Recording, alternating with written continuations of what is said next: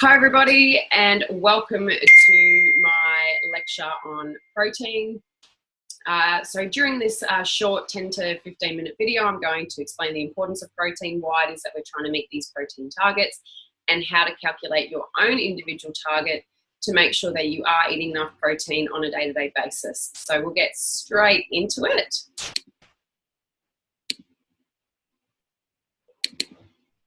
Alrighty, I'm just going to put that into, there we go. All right, so protein, why it matters so much. The word protein comes from the Greek word proteos, which means first or most important. And this is a really great way to think about protein. Basically, everything in our body has a protein origin. Even our DNA, the absolute building blocks of the body, are built from protein. So from the ground up, we have a significant protein requirement. So when it comes to your meals, when you're thinking about the foods in which to eat, my recommendation always is pick your protein first, think about that, and then build your meal around it. The other wonderful thing about protein is that it really has a high satiety value, and that just means that it's going to keep you full for a long period of time. Protein takes the longest to be digested. It can take 4 to 6 hours to move through your digestive system. So it sits in your stomach, it makes you feel full, it's got that heavy feeling associated with it, and that's a great thing. When people switch over to low carb, healthy fat, one of the things they say to me is they have this heavy sensation in their stomachs. That's called feeling full. That is how you're meant to feel. When you're eating a high carbohydrate diet, you don't have that sort of sensation in your tummy. And that's why you're eating every few hours. Whereas if you switch over to increase your protein component of your meal, you're going to then have a much fuller feeling for a longer period of time.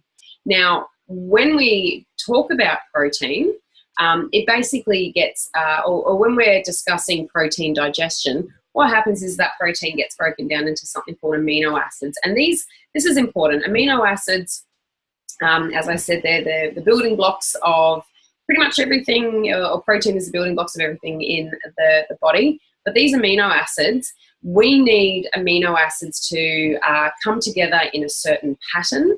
And if we are missing an amino acid, then proteins won't be built. Now we have 20 amino acids, 9 are essential and 11 are non-essential.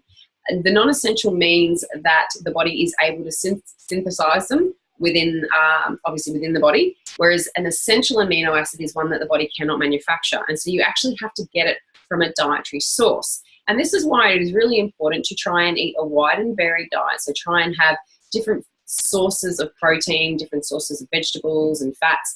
And it's the variety that makes sure that we're just meeting all of our nutrient requirements, whether it's amino acids or fatty acids or vitamins and minerals. So that variety, whilst it is also really great and it makes our food more interesting, it also then ensures that we are not deficient in any nutrient.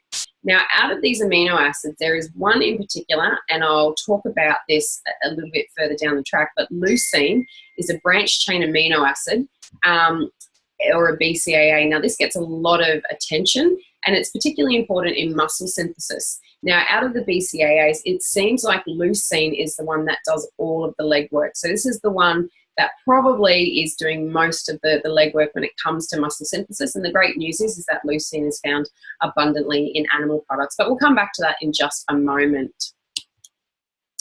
When we use the word protein inside of the body, we have two types of proteins. You either have structural proteins or functional proteins. Now, a structural protein are things like muscles, the protein that makes up or is woven in our bones, our hair, nails. These are all structural proteins. We also have something called functional proteins, and these are specific proteins that go around performing functions. So as an example, hemoglobin, and hemoglobin is the protein found within red blood cells, and it attracts oxygen to it, and its job is then to deliver oxygen around the body. We have antibodies, which are an important part of the immune system. Antibodies are built when we are exposed to a particular pathogen. So as an example, if you are exposed to the measles virus, what your body does is it starts building antibodies against that measles virus, and that's how we fight off infection. So if you are eating inadequate protein, you can actually create problems for your immune function. Enzymes are catalysts, and a catalyst is just something that speeds up a chemical reaction. So without actually being used up. So the enzyme doesn't change, it just causes an effect. So it causes chemical reactions to speed up. So as an example, we have enzymes in our body. We have enzymes that are responsible for breaking down foods in our, as we digest our foods, and that's what enables the nutrients to be taken out of the food and then used by the body. So as an example, if we talk about amylase, amylase is an enzyme that is partly responsible for the digestion of carbohydrate, and our mouth secretes amylase, so carbohydrate digestion begins in your mouth. Now, did you know that a 70 kilogram person is about 11 to 16 grams of protein? That's pretty cool. So it's very important. I hope at this point you are understanding the importance of protein. Now, there's something called the protein leverage hypothesis, and I really like this. I find this really, really interesting. Basically, the protein leverage hypothesis is essentially around the idea that if an organism does not eat adequate protein, or they're eating low protein foods, then what happens is they seek out additional foods to try and make up that deficit. And so they end up overeating. And the problem is that the additional consumption of food usually comes in the form of carbohydrate. So what we try and do is we try and focus on ensuring that we are eating enough protein because it has that high satiety value. And what we find is that if you are increasing your protein consumption, then your carbohydrate consumption will go down. And this is particularly important when we think about the center aisles in the grocery store.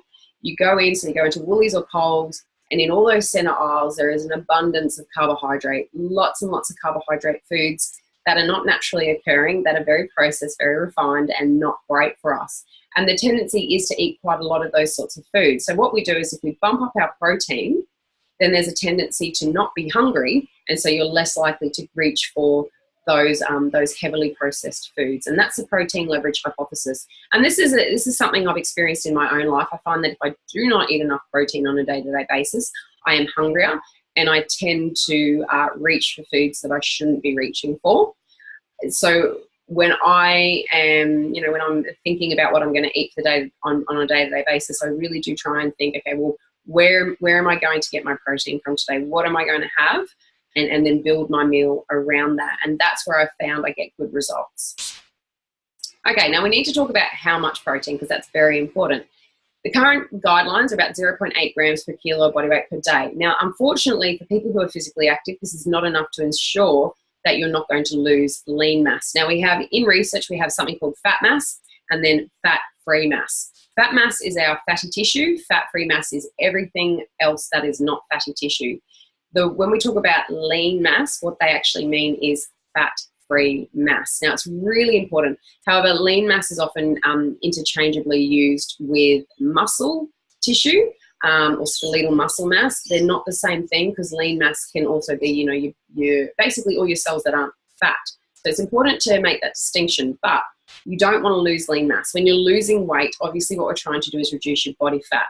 We don't want to lose muscle tissue. We don't want to lose bone density. We don't want to lose other things. We really want to make sure that what we're losing is in fact fatty tissue.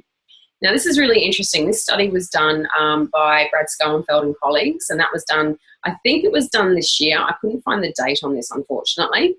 And they had a high protein and a low protein group. Now, this was done on women, which is interesting because there's not a lot of research, or there's more and more being done now, but previously in say 5-10 years ago, there was very little research being done on women, particularly around weight training. So when we look at these two groups, we've got a high protein group who was having 2.5 grams per kilo per day, and then we had a low protein group who was 0.9 grams per kilo per day. Now, if you have a look at the fat-free mass gains, you can see that in the high protein group, it was significantly better than in the low protein group. And unfortunately, in the low protein group, there were a few there who actually lost fat-free mass. And that's a problem. When you lose fat-free mass, when you're losing weight, this is what increases your risk for that rebound weight gain. So you're more likely to gain that weight back if you're losing a lot of fat-free mass. So we want to try and preserve as much of that as possible. Now, this study was done on women who were previously, or who had previous lifting experience. So they were they had a good understanding of weight training, and they also had a lowish body fat percentage. So they were about 21 to 23% body fat. And so that means that the results of this are somewhat restricted. It also wasn't a massive study, but it just is quite interesting to show the stark differences between the two groups in terms of that muscle growth. Now, the point also is that it is unlikely that there is a problem when you are making sure that you are eating an adequate amount of food. So you're not going crazy and just eating above your energy requirements. So when you are eating the right amount of food with that high protein, there are no problems. There's no side effects. There's no risk. We're 99% sure that there is no ill health that's going to occur by going in the high protein. Whereas what we're seeing in the low protein group, that it is in fact problematic, particularly from a fat-free mass loss perspective. So people are losing that lean tissue, which we don't want people doing. So my recommendation always is to start around the 1.5 to 2 grams per kilo of body weight per day. If you're doing significant weight training, if you're physically fit and active and have been most of your life, then I would probably say start around 2 grams. If you're not doing a lot of training, if you're not physically fit, I would start you down at the 1.5 grams. Okay, so how much? So you should have your handout beside you at this point. So have your protein worksheet next to you, because we're going to start answering some of these questions. So the first question there is protein intake is measured in grams per kilo of body weight per day. So you need to write that in that top little sentence there. So for anyone who is not following me, I'll show you what we're looking at. So this is the protein handout. So protein intake is measured in grams per kilo of body weight per day. So just write that in there. Now, in terms of the protein ranges,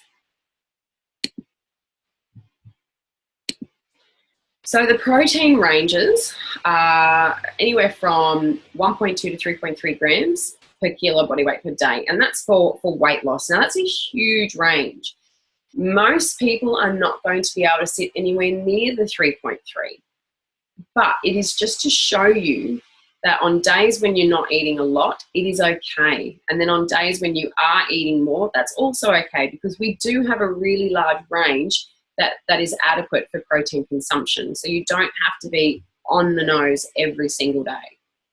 Now, for muscle building, it appears that the maximal amount of protein that can be used to grow muscle is about 2.2 grams. So you can go higher than the 2.2 grams, but you won't see any additional muscle growth benefits. So your muscles are not going to grow any bigger by going above 2.2 grams. Your body will still utilize that protein, but your muscle growth is not going to be any greater than that. And it seems that the most amount of protein that can be utilized in one meal is 0.55 grams per kilo of body weight in that one single meal. So about 0.55 grams per kilo per meal. So as an example, if I weighed 100 kilos, then I could eat about 55 grams of protein in a single meal as a maximum. That's a maximum to promote muscle growth. Now, most people also won't be eating about that amount. They'll probably be a little bit under, but it just shows that we can actually utilize a lot of protein in a single meal for muscle growth. And again, if you do go above that 0.55 grams per kilo in that meal, it's not that it's being wasted. Your body will utilize that protein elsewhere. So as an example, we've got here Jane. Now, Jane weighs 80 kilos. She wants to lose weight and is training weights and cardio 3 to 4 times per week. So we're going to start her at 1.5 to 2 grams per kilo per day. So Jane's current weight is 80 grams. We times that by 1.5, and that gives us our starting point of about 120 grams per day. Now we can take that up to 2 grams. So we go 80 times 2, and that gives us 160 grams per day. So her range is going to be 120 grams to 160 grams per day. Now we can split that into 3 meals. 3 meals would have her at 40 to 55 grams per meal. 2 meals would be 60 to 80 grams per meal. And then if she's only going to have 1 meal, so she's fasting and she has 1 meal that day, she's just got to try and eat as much as she possibly can in that single meal. All right, so what you need to be doing right now is you need to be filling out your protein intake. So what you should have here is protein intake ranges from 1.2 to 3.3 grams per kilo per day. Maximal protein intake for muscle growth is around 2.2 grams per kilo per day. Maximal protein intake for muscle growth per meal is 0.55 grams per kilo. So you should have that all filled out. Now, what you need to write here is your current weight. So you write your current weight down.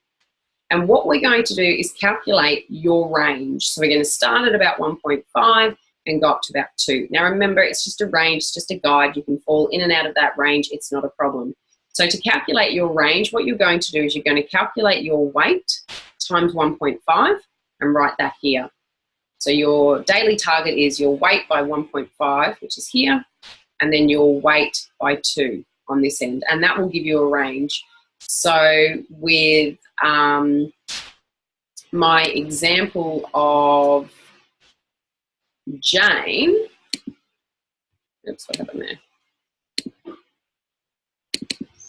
So with my example of Jane, it was 120 grams to 160 grams, and that was her 1.5 to 2 grams. Now, what we want to do is we want to have a look at the split. So if you're going to eat over 3 meals, you divide your daily target by 3. Now, at this stage, you need to choose for yourself, are you going to start at 2 or are you going to start at 1.5, or put the little range in there. So as an example, with Jane, we had her ranges. So I'll just go back. So for Jane, her ranges there were 40 to 55 grams per meal. So we divided 120 by 3. We divided 160 by 3. And that was 40 to 55 grams per meal. Over 2 meals, we go 120 divided by 2 and 160 divided by 2. And that gave us 60 to 80 grams per meal. So you now need to divide your ranges by 3 and then divide your ranges by 2. So you know if you're having 3 meals, you've got to eat roughly between those 2 numbers. If you're having 2 meals, you're going to go between those 2 numbers. Okay, so you should now have calculated your calculations or your targets for each meal. So you now know what your daily target is, and you should also now know, and you should also now know what your target is for 3 meals, and what your target then is also for 2 meals. If you're going through this at this point and you're thinking, oh, I'm not 100% certain, please make sure you pop it up into the Facebook group and we will help you get through that. Now, protein timing is something that is also very, very important, and it does matter around resistance exercise. Now, if you're looking at cardio, it can be done in a fasted state.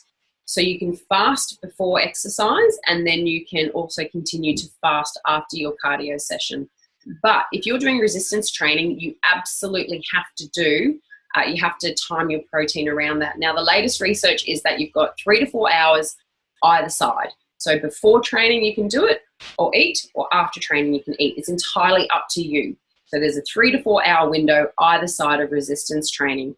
Now, the reason why this matters is that protein is necessary for the repair and synthesis of muscle tissue, and it's also really important in the recovery process. Protein is a powerful stimulant of a muscle building pathway called the mTOR pathway.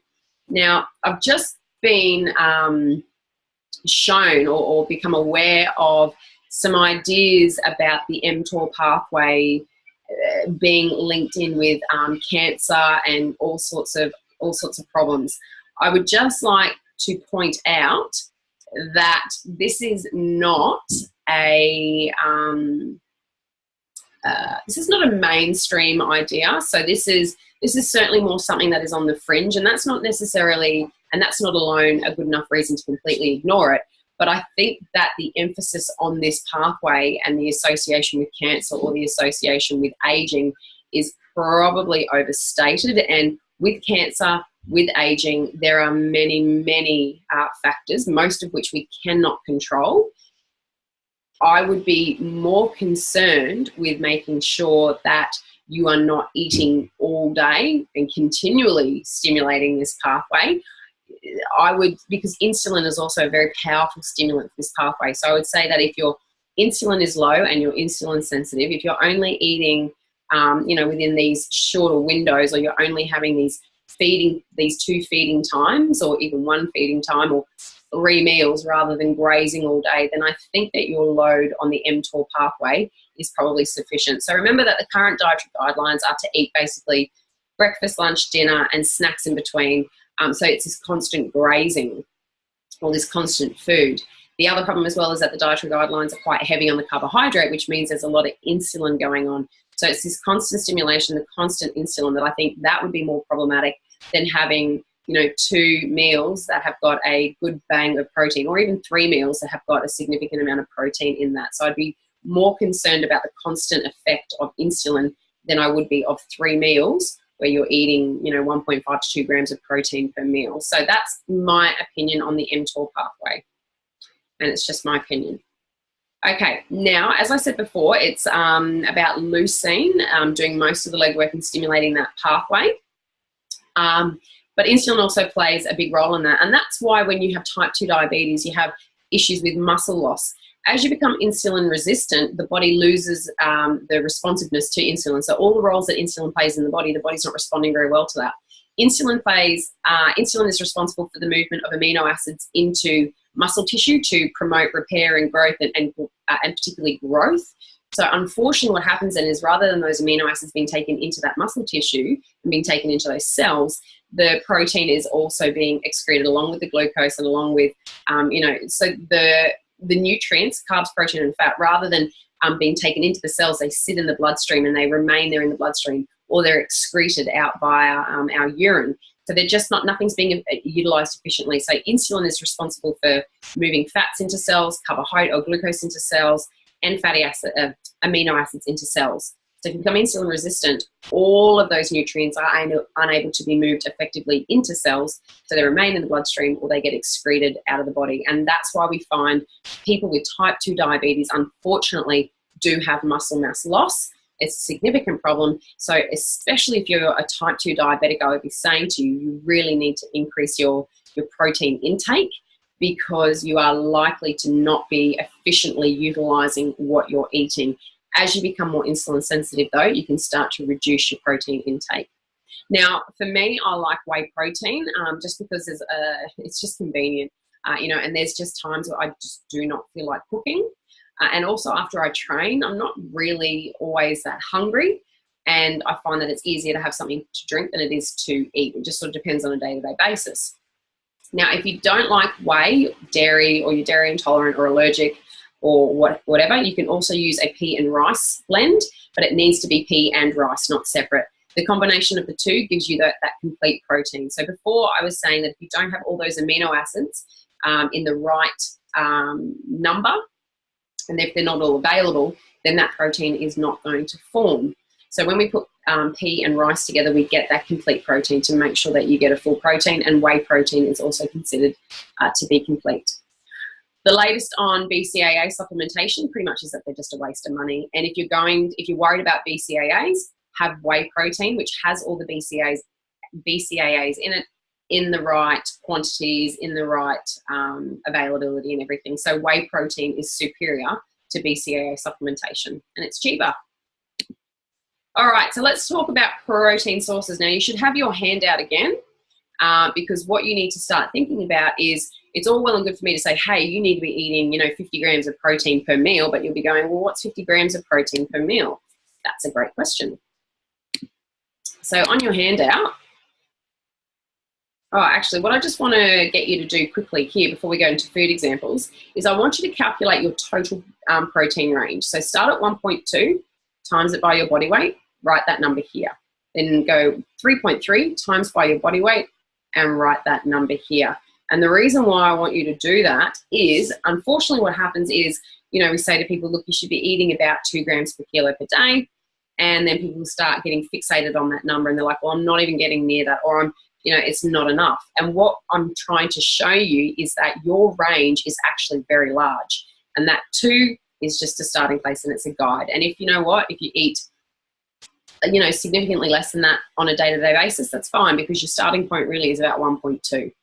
And if you're eating above that, that's fine, because we can go up to about 3.3. And it just shows us that on a day-to-day basis, we don't have to get bogged down in the numbers. We can be quite relaxed and flexible with our eating, because there is really a wide range with carbohydrate, protein, and fat that is suitable for us. And we can be, relaxed around food and eventually get to a point where our appetite starts to dictate how much we eat, and we can start to trust that. All right, so let's talk about food examples. Now, for you, you know how much you need to be eating per meal, because you've got that here. So you've got your 2-meal target and you've got your 3-meal target. So what I would suggest you do is you start off with your 3-meal target. Now, let's go back to our PowerPoint. So if we're going to figure out how much chicken you should be having in a three meals, so let's have a look at chicken. It's about 30 grams of protein per 100 grams. Now, this is cooked weight. So about 30 grams of protein per 100 grams. So let's just say you need to eat 50 grams of protein per meal. You're going to need to have about 150 grams of chicken to meet that. Now, that's if all you are eating is chicken. Remember that veggies, salad, fats and oils also have some amount of protein with that. What I find is easier to do, though, is to try and meet most of your protein requirement in your high protein sources, whether it's meat-based or vegetarian-based. It is always easier to meet it via animal products, but you can absolutely do it vegetarian as well. All right, so if you were then to have, say, steak, and you need to be having, say, 50 grams of protein per meal, you'd need about 200 grams of steak. Eggs are only about 6 grams of protein per meal. So that would mean if you wanted to have an omelette, you probably need to be having 3 or 4 eggs, and then you need to be thinking about what else you're going to put in that omelette, whether you want to put some ham or bacon, some mushrooms. You need to chuck some veggies in there along with maybe a little bit of cheese to try and bump up that protein source. Now, I haven't got it on here, but mozzarella is a really high source of protein. It's about 25 grams of protein per 100 grams, but it's also about 25 grams of fat. So it's about equal fat to protein. With Greek yogurt, it's about 10 grams of protein per 100 gram. It's quite high in fat. If you want to go for a lower fat source, but you want that protein, cottage cheese is about the same protein, but much lower in fat. It's only about 3 to 5 grams of fat per 100 grams. So it's a lot lower. And that's important if you're trying to lose weight and you're struggling to keep your fat intake down. You can certainly choose some lower fat options. Now, when we look at fish, it varies on the fish. It's somewhere around 22 to 27 grams of protein per 100 grams. And then some fish will also have a lot more fat in it. So things like salmon are very fatty forms of fish, but it's a beautiful source of omega-3. And we should be incorporating that into our diet a few times per week. And I much prefer to see people eat the fish than taking a fish supplement or a fish oil tablet. Protein powders really vary, about 25 to 30 grams of protein per scoop. We want to go for a low carb version. I prefer to have plain protein powder and then flavor that myself. Hemp seeds are a cool one because they are really high in protein, so about 32 grams per 100 grams. And then we've got edamame beans, which are soybeans, and they are delicious, low carb. And they're about 11 grams per 100, so they're not too shabby either. So you can add some edamame to your salad and really make it delicious. Alrighty, so you should be now calculating how much of these protein sources you need per meal, and just use a few examples of the foods that you regularly eat, so you've got a bit of an idea of what you should be eating with each meal. So if we look at Jane then, her range was 120 to 160 grams per day. So if we had 100 grams of bacon and 2 eggs, 100 grams of bacon varies, but it's about 3 rashers roughly, I think. I have to go back and double check that, but I think it's about 3 rashers, long, like not your shortcut, your middle bacon or whatever it's called. 100 grams of bacon and 2 eggs is about 50 grams of protein. Then she has 200 grams of chicken with salad, and that gives her about 65 grams of protein. And then she's having 200 grams of steak with a veggie bake, and that's about 60 grams of protein. And that puts her up at about 175 grams. So that's a reasonably high protein day. Now, if she was only having, the next day she might only have 2 meals, and she might only have about 120 grams of protein in that second day. So if you do have a high protein day, the chances are the next day it's going to be significantly lower because you're just going to be feeling full. And that's fine. And that's the way in which our body just balances out our energy requirements, our protein requirements. Remember, it doesn't all have to happen in a 24-hour period. Our body is not that sensitive. You know, it takes a few days before the body will go, right, we're in a bit of a situation here. We need to get more protein in. And what will happen is it will stimulate your appetite. You'll be like, I'm starving. Don't ignore that. When your body, when you wake up and you're super hungry, that is your body saying, hey, we are deficient. So really think about, okay, protein, nutrients, vitamins and minerals, maximize that meal. Really give it, give it a good crack and make sure you're getting as much nutrient density into that meal, so vitamins and minerals. And then that will then take away those cravings. That will then take away that, your body's like trying to refuel itself. So think nutrient density. We can get carbs, protein and fat from anywhere.